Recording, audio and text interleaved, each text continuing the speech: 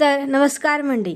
आपली आवडती मालिका म्हणजेच बाई तुझा आशीर्वाद ही मालिका आता वेगळ्याच वळणावर येऊन पोचलेली आहे. कारण या मालिकेत आता आपल्याला असं पाहायला मिळणार आहे की आता वटपौर्णिमा जवळ आली हे तर आपल्या सगळ्यांना माहितीच आहे. त्यामुळे आता प्रत्येक बायको ही तिच्या नवऱ्यासाठी, तिच्या दीर्घायुष्यासाठी किंवा हाच नवरा मला 7 जन्मी म्हणून मिळावा त्यासाठी आता वडाच्या झाडाची पूजा करणार असते. त्याचप्रमाणे आता अवनीचं आणि राजाचं सुद्धा लग्न झालेलं असतं. मग आता अण्णांच्या डोक्यात एक कल्पना येते आणि त्यांच्याबरोबर लक्षात असतं की आज काय असतं, उद्या काय असतं. त्यामुळे मग ते अण्णा आता अवनीसाठी साडी घेऊन आलेले असतात आणि एकदम नवीन अशी छान सुंदर साडी असते आणि मग ते अवनीला देतात. तर अवनी विचारते की का दिली म्हणून मला अचानक साडी. तर मग अण्णा बोलतात की उद्या वटपौर्णिमा आणि वटपौर्णिमासाठी तुला वडाच्या झाडाची पूजा करायची. तर मग आता अवनी त्यांना वटपौर्णिमेचं म्हणजे वटपौर्णिमा म्हणजे काय असतं, नक्की ती कशासाठी साजरी करतात, वडाची पूजा का करतात, हे आता अण्णा अवनीला सगळं सांगतात. आणि मग आता अवनीकडे काही पर्याय नसतो. ती अण्णांना नाही म्हणू शकत नाही आणि अण्णांना ती नाकारूही शकत नाही. त्यामुळे मग अवनी ती साडी घेते पण तिला काहीच बोलता येत नाही. आणि अण्णांनी तिला सांगितलं असतं की उद्या वटपौर्णिमा आहे, तुला वडाच्या झाडाची पूजा करायची. पण आता ती अवनी ती वडाची पूजा करणार की नाही हे आता आपल्या सगळ्यांपुढे प्रश्नच आहे. पण आता ही सुलू आत्याने सुद्धा म्हणजे ती सुद्धा तिथे ऐकणारच, कारण ती कावळीने ती सगळ्या दांगटांच्या कुटुंबात नक्की काय झालंय ह्याच्या घडामोडी तर तिला लागलेल्याच असतात. आणि मग ती अण्णांना टप देते. अण्णांना बोलते की धोंड्या, तुझी सून काही, तुझ्या सुनेचं काही खरं लग्न झालं नाही आणि तुझी सून काही ते जास्त वेळ टिकणार नाही. तुझ्या सून आता ही वडाची पूजा करणारच नाही आणि ती तिच्या नवऱ्यासाठी दीर्घायुष्यासाठी काहीच मागणार नाही असं आता तिने म्हणजे सुलू आत्याने अण्णाला सांगितलेलं आहे. पण आता अवनी सुलू आत्याला तोंडावर पाडणार आहे. तर मग आता अवनी सुलू आत्याला नक्की कोणत्या प्रकारे तोंडावर पाडणार आहे हे आता आपल्याला व्हिडिओमध्ये पाहायला मिळणार आहे. त्यामुळे हा व्हिडिओ असाच इंटरेस्टिंग, जबरदस्त आणि मजेशीर असणार आहे. त्यामुळे हा व्हिडिओ तुम्ही शेवटपर्यंत पहा. तर आता मग काय होतं, ही सुलू आत्या घरात आलेली असते कारण नमी तिथे आलेली असते. त्यामुळे आता नमीचा काढा काढायला सुलू आत्या त्यांच्या घरात आलेली असते आणि नमीतला म्हणजे त्यांचं घर खूप आवडत असतं आणि नमी तिथेच असते आणि ती अंडा भुर्जी खाण्यासाठी आलेली असते. तर मग ती सुलू आत्याला सांगते की मामाने बघ कसली भारी अंडा भुर्जी केली, तू पण खाऊन घे. तर मग आता ती सुलू आत्या तिला बोलते की मी तुझ्या लग्नासाठी हे घर मागते आणि तू त्याच घरात येऊन खाते, मी ह्यांच्यासोबत भांडते असं तसं बोलते. तर मग येताना मी हुशार ती बोलते मग ती सुलूला बोलते की तूच माझं आणि यशाचं लग्न लावून दे, म्हणजे मी पण सुखत राहील, तू पण सुखत राहशील आणि हे घर पण आपलं, असं आता नमी बोलते. तर मग सुलूला राग येतो आणि सुलू आता तिचा अख्खा घरभर पळ काढते आणि तिच्या मागे धावत पळत असते. तर मग आता नमा अवनीच्या रूममध्ये जाऊन लपते आणि दरवाजाच लावून घेते. इकडंच सुली बोलत असते की दरवाजा उघड, दरवाजा उघड, तुला बाहेर आल्यावर लय कापीन असं तसं, लय मारेन असं तसं बोलते. तर मग ही नमा घाबरते आणि बोलते तू घरी जा, नाही तर मामा आला तर मामा तुझं काय करेन असं सांगते. आणि बोलते की दत्ता मामाला कसं मारलं होतं तसंच तुला पण मारेल. आता मग सुलू घाबरते, सुलीकडे काय पर्याय नसतो. त्यामुळे आता सुली तिथून निघून गेलेली असते. मग हा धन्या तिला बोलतो की आत्या गेली म्हणून बाहेर आहे. तर मग अवनीसुद्धा तिला आवाज देते आणि मग तिला बाहेर बोलवतात. तर नमा बाहेर येते आणि सुलू आत्या तर तिथेच असते. ती परत तिचा काढा काढते.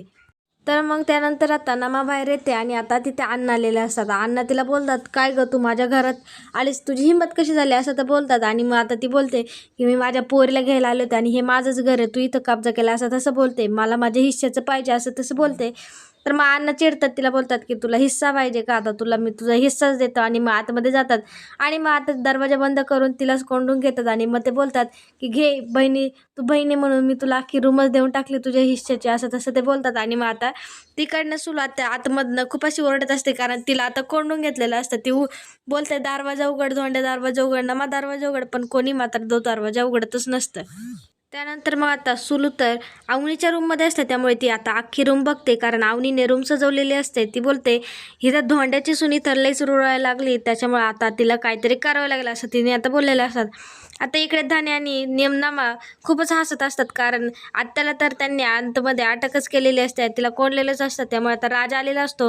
राजा या दोघांना हसत पाहत असतो आणि ते बोलतो की तुम्ही का दात काढताय एवढं, हा ही करायला काय झालं म्हणून. त्याला प्रश्न पडतो अचानक यांना काय झालं. तर मग तो अवनीला विचारतो. तर मग अवनी बोलते की आत्याला अण्णांनी आतमध्ये कोंडून ठेवले. तर मग तो घाबरतो तो अण्णांजवळ येतो आणि बोलतो की खरंच का? तर मग म्हणजे त्याला बोलतात की खरंच म्हणून, पण राजाचा काही विश्वास बसत नाही. मग राजा स्वतःच जातो, दरवाजा वाजवतो आणि मग आत्याचा आवाज येतो. मग तो बोलतो की काय तुम्ही खरंच हिला आतमध्ये कोंडून ठेवले? तर मग तो अण्णांकडे येतो आणि अण्णाला बोलतो, अहो ही किडनॅपिंगची केस लावेल तुमच्यावर, तिला बाहेर काढा म्हणून. आणि मग आता स्वतःच राजा दरवाजा उघडतो आणि मग तिला बाहेर काढतो आणि मग ती परत नमाचा काढा काढते आणि मग ती नमाला तिकडनं तिच्या घरी घेऊन जाते. मग त्यानंतर आता राजाने त्याने आवनीसाठी आणलेली बांगडी तो तिथेच टेबलवर ठेवतो आणि बाजूला जातो. तर मग आता हा धन्य ती बांगडी पाहतो की त्याला असं वाटतं की काय आहे यात? तर मग ते उचकटतो आणि त्याच्यात बांगडी असते. तर मग धन्या बोलतो की काय बांगडी? वहिनी तुमच्यासाठी भावनी आणले, राजादाने तुमच्यासाठी चक्क बांगडी आणले, असं तसं बोलतो आणि मग ती बांगडी आवनीला देतो. तर मग आता आवनी ती बांगडी पाहून रागावते आणि ते बांगडीचं पाकिट घेऊन ती आता रूममध्ये गेलेली. तर मग ती राजाला बोलते, मी काय तुझी खरी बायको आहे का? तू असं का करतोय? मला गिफ्ट वगैरे का देतोय? तर मग राजा तिला बोलतो, तुम्ही शांत व्हा, माझं बोलणं तर ऐकून घ्या, असं तो बोलतो. आणि मग राजा आता सगळा घडलेला प्रकार तिला सांगतो आणि बोलतो की त्या मुलाकडे पैसे नव्हते, त्याला चहा प्यायलासुद्धा पैसे नव्हते, त्याच्यामुळे मला बांगड्या घ्याव्या लागल्या आणि मग मी त्या बांगड्या घेतल्या. आता तुम्हीच आपल्या घरात एक बाई आहे म्हणून मी आता त्या बांगड्या तुम्हालाच देणार, असं तसं बोललेलं असतो. तर मग आवनी बोलते ठीक आहे आणि आवनीला सुद्धा त्या बांगड्या खूप अशा आवडलेल्या असतात. पण आता त्या बांगड्यांचा उपयोग तिला वटपौर्णिमेसाठी होणार आहे हे तर तिला माहिती नसतं आणि राजाच्या सुद्धा डोक्यात आलेलं नसतं की उद्या वटपौर्णिमा वगैरे म्हणून. तर मग आता आपल्याला पुढील भागात असं पाहायला मिळणार आहे की आता यशोदा स्वयंपाक करत असतो आणि आता यशोदाला स्वयंपाक करण्यासाठी आवनी मदत करायला आली असते. पण आता आवनी टोमॅटो आणि मिरची इतकी धुते की त्यांना एकदम शुभ्रच करते. त्यामुळे आता राजाने तिथे डायलॉग टाकलेला असतो. तर तिला बोलतं की इतका पण धुऊ नका, तुम्हाला गंध पावडर आणून देऊ का? त्याला लावा आणि मग आता आपण त्याला शाळेत सोडूया, असं तसं बोलतो. कारण ती एक बाळाप्रमाणे त्याला धुवत वगैरे असते. त्यामुळे आता हा डायलॉग राजाने तिला मारलेला असतो. पण तिला मात्र काहीच कळत नाही की राजाला नक्की काय म्हणायचं आहे म्हणून. त्यानंतर मग आता घरी पाण्या हा दिवसभरातून घरात आलेला असतो आणि आल्यानंतर तो आता आवनीला भेटतो. तर मग आता सगळे हसतात, सगळ्यांना वाटतं आता हा नक्की काय करतोय आणि आवनी समोर येते त्याच्यात. तर मग पाण्या आता काय करतो, आवनीची माफी मागतो आणि तिला सॉरी बोलतो आणि तिला आता त्याने छानसं असं आणलेलं गिफ्ट दिलेलं आहे. त्यामुळे आवनीची धाकधूकसुद्धा संपते आणि आता पाण्याला त्राससुद्धा होत नाही, कारण त्याला असं वाटत असतं की त्याने खूप मोठी चूक केलेली आहे आणि आता तसंसुद्धा होत नाही. त्यामुळे आता त्यांच्या दोघात जे गैरसमज झालेले होते ते आता मिटलेले असतात. पण आता सगळे तर अण्णाला शोधत असतात, कारण आता अण्णा घरात कोणालाच दिसत नाही. पण आता अण्णांच्या डोक्यात हे सगळं एकदम असं फिक्स असतं आणि आता ते एका कामासाठी गेलेले असतात. तर ते काम असतं आता आवनीला साडी घेणं. तर मग आता आवनीला साडी घेऊन ते येतात आणि आता तिथे सुलात्या वगैरे सुद्धा आलेले असते, कारण अण्णा कुठे गेले. त्यामुळे अण्णांना सगळे शोधत असतात आणि मग ही सुद्धा पाहायला येते की हा धोंड्या नक्की गेलाय कुठं. तर आता आहे धोंड्यांना गेला असतो सुनेसाठी साडी आणण्यासाठी. तर मग अण्णा आलेला असतो आणि अण्णांना आवनी वगैरे सगळे विचारतात की अण्णा तुम्ही नक्की कुठे गेले होते? तर मग अण्णा बोलतात की मी माझ्या सुनेसाठी साडी आणण्यासाठी गेलो होतो. तर मग आता हे त्यांना म्हणजे आवनी विचारते की का म्हणून, मला का नवीन साडी, आणि थँक्यूसुद्धा बोलते, कारण आता त्यांनी तिला गिफ्ट दिलं आहे, त्यांनी तिला त्यासाठी साडी आणलेली असते. त्यामुळे आता ती त्यांना थँक्यू बोललेली असते. तर मग आता सगळेच विचारतात की अचानक का असं तुम्ही साडी वगैरे का आणली? तर मग अण्णा बोलतात की उद्या वटपौर्णिमा आहे आणि वटपौर्णिमा म्हणजे जे काही वटपौर्णिमेचा कार्यक्रम असतो ते वटपौर्णिमा का साजरी करतात हे आता ह्याचा म्हणजे मेन कारण आता अवनीला अण्णांनी सांगितलेलं असतं. त्यामुळे आता अवनीचं लग्न झालेलं असतं राजासोबत. त्यामुळे आता राजाच्या सौभाग्यासाठी म्हणजे राजाच्या दीर्घायुष्यासाठी आणि तिच्या सौभाग्यासाठी आणि हाच नवरा मला 7 जन्म मिळावा म्हणून आता अवनीने वडाच्या झाडाची पूजा करावी असं आता अण्णांच्या मनात आलेलं असतं. आणि आता म्हणजे तिचा हा लग्नानंतरचा पहिलाच सण असतो आणि तो आता त्यांना धूमधडाक्यात असा साजरा करायचा असतो. पण आता तिथे सुलू असते.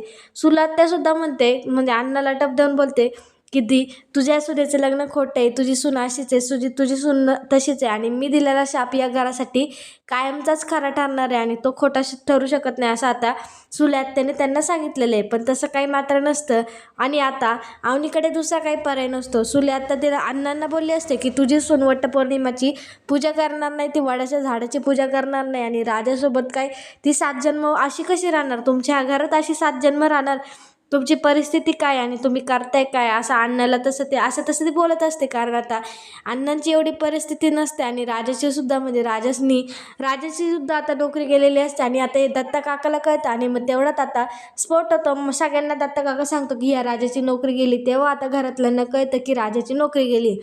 त्यानंतर आता तेव्हा राजा काय तिथे बोलत नाही आणि मग आता अवनीसाठी तर आता अण्णांनी साडी आणली आणि अवनीला अण्णा हे खूप आवडलेले असतात. अण्णांवरती एकदम फिदत झालेली असते आणि अण्णांना ती नाही म्हणू शकत नसते. कारण अण्णांनी तिची एक बापाप्रमाणे तिची जबाबदारी घेतलेली असते आणि अण्णा तिला सून कमी आणि लक्ष्मीत जास्त मानत असतात. त्यामुळे आता अवनीला नाही म्हणता येत नाही आणि आता सुला आत्ता तर बोललीच असते की तुझी सून आता काही वडाच्या झाडाची पूजा करणार नाही, ती काय तुझ्या मुलाला 7 जन्म मागणार नाही आणि हे सगळं म्हणजे वडाच्या झाडाला फेऱ्या मारून ती आता ह्या तुझ्या अशा राजाला 7 जन्म का मागेल, काय आहे तुमच्याकडे, आणि ती मुलगी किती मोठी किती हुशार आहे असं तसं ती बोलत असते. आणि ती आता अवनीचे कान भरून देत असते की तू ही पूजा करू नको आणि तुला हा असा नवरा मिळून काय करणार आहे तू, आणि हाच नवरा तुला 7 जन्म पाहिजे का, असं तसं बोलत असते. आणि बोलते की हे तुला कुटुंब 7 जन्म पाहिजे, हे कुटुंब असंच, हे कुटुंब तसंच. आता ती अवनीचे कान भरून देत असते. पण आता अवनी हुशार असते आणि अवनीला नक्की कळलेलं असतं की ही सुलू आत्या कशी आणि काय वागते ती.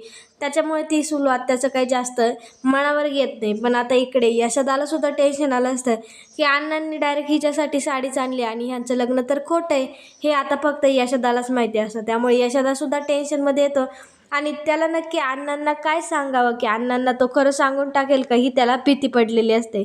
पण अवनीसुद्धा आता अण्णांना खरं सांगत नाही आणि अवनीसुद्धा आता अण्णांच्या आनंदासाठी आता ती तयार झालेली असते वडाची पूजा करण्यासाठी. पण ती ही राजासाठी नाही तर ती आता अण्णांसाठी वडाची पूजा करणार असते. कारण आता वटपौर्णिमा असते, त्यामुळे आता अण्णांचा शब्द ती खाली पडून देणारी नसते आणि त्यामुळे आता तिला वडाची झाडाची पूजा करावीच लागते. पण आता वडाच्या झाडाची पूजा केल्यामुळे म्हणजे आपली संस्कृती काय असते परंपरानुसार, आता तिला परंपरा तर पाळायची नसते, म्हणजे ती राजासाठी पाळायची नसते. कारण राजाचं आणि तिचं एकदम असं म्हणजे त्या दोघांना मनापासून त्यांचं लग्न झालेलं नसतं. त्यांचं लग्न हे खोटं असतं पण बाकीच्यांना हे माहिती नसतं आणि त्यांचं लग्न हे त्यांच्या पुरतंच असतं आणि म्हणजे ते खरे नवरा बायको नसतात. पण आता अण्णांसाठी हे तर अवनीला करावंच लागतं. त्यामुळे आता ती उद्या सकाळी ती साडी नेसून वडाच्या झाडाची पूजा करणार का, हा प्रश्न आता सगळ्यांपुढेच पडलेला असतो. आणि सगळ्यात जास्त भीती आता राजापेक्षा यशोदाला लागलेली असते की उद्या सकाळी आता काय होणार, किंवा अण्णांना आता ही अवनी चिडून सांगेन का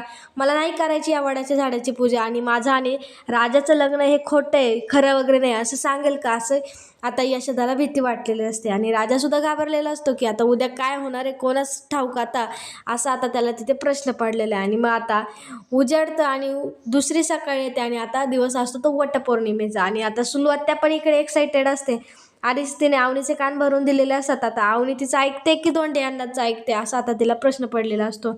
आणि मग आता इकडे यशोदा लगेच अण्णांनी सांगितल्याप्रमाणे तो वडाची फांदी आणतो आणि मग आता ते तिथे त्यांच्या अंगणात वगैरे सजवतात. आणि आता त्यांनी वडाच्या झाडाची कुंडी एक छान प्रकारे सजवलेली असते आणि आता त्यांच्या घरी पूजा होणार असं आता त्यांना वाटलेलं असतं. पण आता तसं नक्की काय होतंय, पूजा अवनी करते की नाही, हे आता आपल्याला थोड्याच वेळात करणार आहे. तर मग आता सगळेजण अवनीची वाट पाहतात. आता तिथे सुलू आत्यासुद्धा पाहायला आले असते की ह्याची सून नक्की तयार होते का आणि ही आता राजासाठी व्रत करते का आणि ही वडाच्या झाडाला 7 फेऱ्या मारते का, असा आता प्रश्न तिच्यासमोर उपस्थित झालेला असतो. तर मात्र इकडे अवनी हुशार असते, तिला सगळं कळतं की कोणाचं ऐकायचं आणि कोणाचं नाही आणि कोण आपलं कोण परक हे आता तिला कळलेलंच असतं. त्यामुळे आता अवनीची इकडे सगळी वाट पाहत असतात. इकडे नमा वगैरे सुद्धा अवनीची वाट पाहतात की अवनी कशी तयार होते आणि आता ती वडाच्या झाडाला फेऱ्या मारणार का, ती राजासाठी व्रत करणार का. आणि आता अवनीला तर अण्णांनी साडी दिलेली असते, तसेच आता सगळे टेन्शनमध्ये असतात ही अवनी येते की नाही. आणि अवनी एकदम असे रॉयल एंट्री मारते आणि अवनीने अण्णांनी दिलेली नवीन साडी नेसलेली असते आणि आता ती अवनी साडी नेसून आलेली असते. आणि मग इकडे राजासुद्धा तयार होत असतो आणि राजा तर तयारच झालेला असतो आणि राजा तिथे उभाच असतो. मग आता धोंडी अण्णा सुलू आत्याला बोलतं की ए कावळे, माझी सून आली बघ, आता ती वडाच्या झाडाची पूजा करणं असं तसं बोललेले असतात. आणि माझी सून माझ्या मुलाला 7 जन्म मागणार आणि मला हीच सून 7 जन्म म्हणजे मी सुद्धा आता ही सून मला 7 जन्म मागणार असं आता तिथे धोंडे अण्णांनी घोषित केलेलं असतं. त्यामुळे आता अण्णांना ही सून 7 जन्मसुद्धा मिळणार असते आणि आता अवनीला राजा 7 जन्मसुद्धा मिळणार असतो. पण आता राजा आणि अवनी हे जोडीनं वटपौर्णिमा म्हणजे वडाच्या झाडाची पूजा करायला तयार असतात आणि आता ते सुलूआत्याला तोंडावर म्हणजे अवनी सुलूआत्याला तोंडावर पाडून आता तिच्या नाकावर टिचून आता राजा आणि अवनीने वडाच्या झाडाची पूजा केली आणि तिच्यासमोर वडाच्या झाडाच्या 7 फेऱ्या घेतलेल्या आहे आणि आता अवनीने राजाला 7 जन्मासाठी बुक केलेलं असतं. पण आता हे सगळं खरं होईल का की असं वाटतं ना आपल्याला, आता हे सगळं खरं होणार का? आणि अवनी आता राजासोबत 7 जन्म कशी राहते, 7 जन्म सोडा ती आता ह्या जन्मात आता कशी राहते आणि या जन्मातच तिला राजासोबत राहण्यामुळे आता काय अडचणींवर ती अवनी कशी मात करते आणि आता सुलूआत्याला ती कायमची कशी तोंडावर पाडते हे आता आपल्याला पुढच्या व्हिडिओमध्ये पाहायला मिळणार आहे. त्यामुळे हा वटपौर्णिमेचा विशेष भाग आपल्यासाठी खूप असा मजेशीर, खूप असा रंगतदार दिसणार आहे. त्यामुळे पुढचा व्हिडिओ पाहायला विसरू नका आणि वटपौर्णिमेचा विशेष भाग पाहायला विसरू नका. आणि हा व्हिडिओ जर आवडला असेल, ही जबरदस्त मनोरंजक अशी स्टोरी आवडली असेल तर आपल्या या व्हिडिओला लाईक, कमेंट, शेअर करायला विसरू नका आणि आपल्या चॅनलला नक्कीच सबस्क्राईब करा.